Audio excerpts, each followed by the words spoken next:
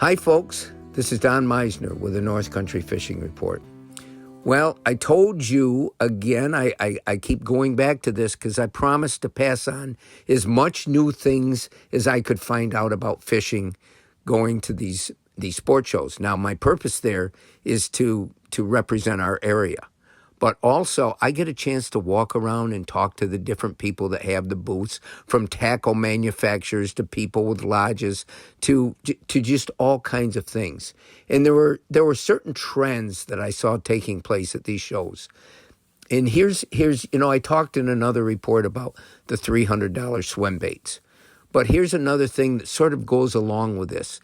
In visiting places, I would say to the vendors, what can you tell me that I can pass on to people back home that you think is the most important thing about this show? Or put another way, what is your hottest item?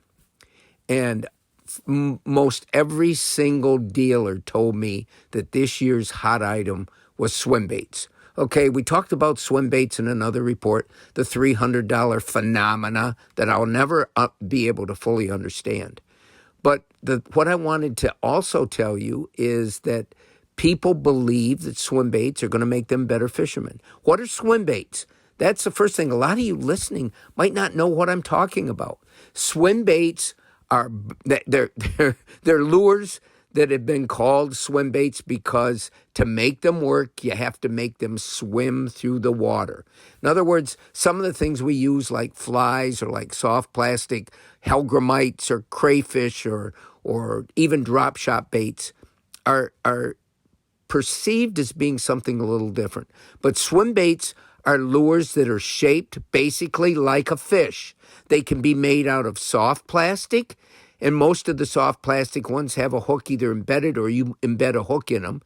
Or they can be made out of hard plastic, and a lot of those have rattles in them. But again, they're shaped like a fish, and you throw them out, and you reel them back, and hopefully you make them look like something a fish wants to hit, which is another fish. Now, what the trend was not only that that's what people wanted to buy the most, but also they felt that the bigger the swim bait, the better chance they had to catch a really big fish. And so you wouldn't believe the size of some of these baits people were buying.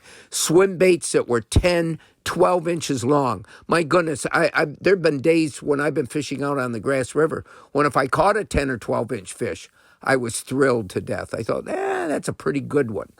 So they're using these great big baits. What's made them feel that they need to have something this big to catch a fish of a lifetime? Again, it's the psychology, the mentality of how we as people follow trends. We try to be like everybody else. And, I don't know how to put this, but we can almost like swing this over into politics and how we follow certain political lines, and we believe everything that line tells us, no matter whether it's one way or the other. But anyway, swim baits are the hot item this year, and bigger is better. And manufacturers are making these swim baits look so realistic. Technology has allowed us to make paint look more real and shapes and so forth. And, some of these lures look like something that you might want to catch. But swim baits are the hot new item. And so the next time you go to the store, you're going to see, I don't care whether it's the big chains, ordering online or whatever, there's all kinds of new swim baits coming out. Until next time, folks, this is Don Meisner with the North Country Fishing Report.